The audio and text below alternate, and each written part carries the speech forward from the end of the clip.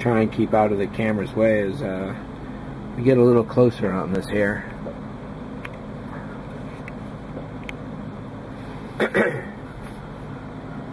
So preliminarily, like I said, I'm going to start feeding these in, and it occurred to me that because these are so much longer than they need to be, I should do some trimming.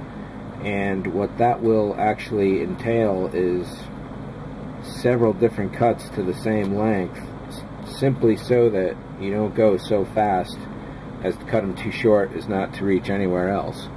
In this case, the ends are mismatched. It's probably going to be about this long in the end, and that would almost reach over to the orange, so this is probably a safe amount right here. However, let's start even more conservative in this case with a longer cut. So those are all the way down to the end. Got orange here for, I think, the only one going to that. That could be difficult to hold in there. Got two reds. Well, let's cut the orange a little, I guess.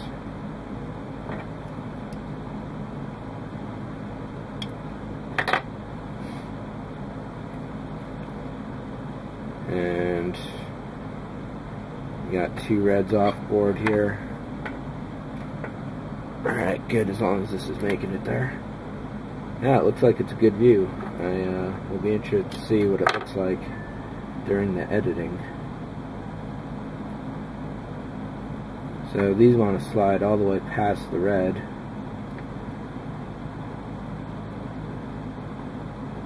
I'll just leave them like that for the moment. And here is the yellow. We can cut way down.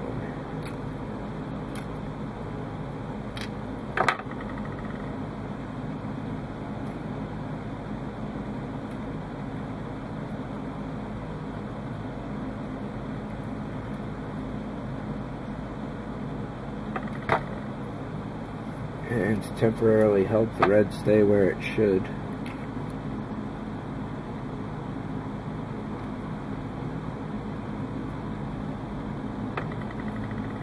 and in fact I'll do that for these others too. Well, definitely for the orange. These yellow are fairly well firmly in there, as is the warm white.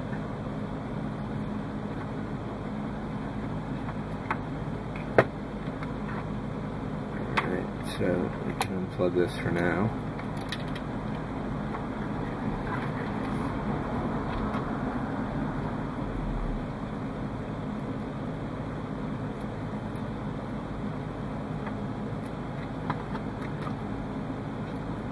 These pretty much only have one color of each. Not a lot going on. And this is probably good for all of them, so we'll cut it a little further back. And there.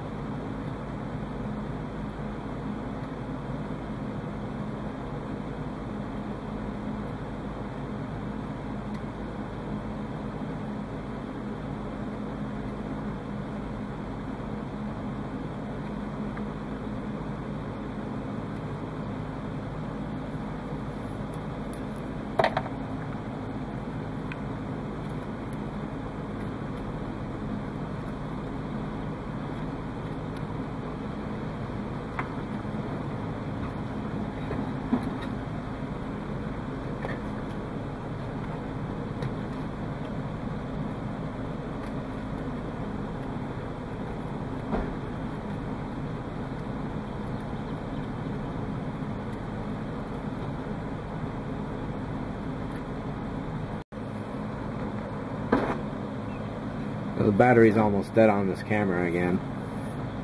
I'm just going to finish feeding these guys into these few holes, and then we'll flip it over. And in case this battery runs dead, I want to stop the video now. So I'll get these plugged in and power it up. And here we go, all lit up. So clearly there's some pieces missing. I'll have to confirm whether those are on purpose or not, or if it's just missing fiber. All of them are definitely too bright. So there's a few yellow ones right there.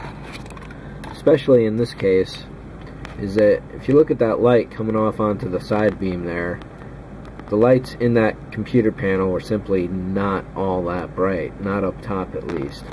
So if you consider yourself as a person standing there and getting that kind of light on you, that's definitely a lot. That's definitely a lot for a button on the wall. So the variation of the brightness at this point is from the position of the fiber relative to the LED. If it's a little further back or further forward, it's going to be brighter or darker. Don't know that I can get a really good angle on the airlock lights here.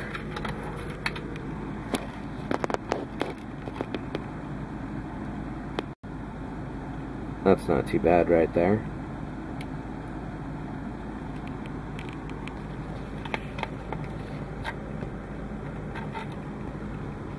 Of course, this panel down here, that cabinet, needs its own lighting done.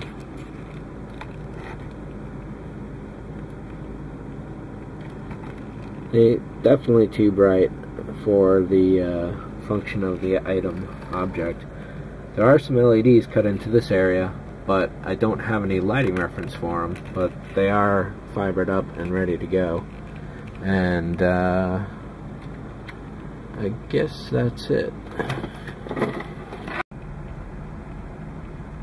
So yes, indeed, that is it for these. One thing that's happening here is you'll see green and warm white lighting that up, but that's just spill from being too close to the LEDs below.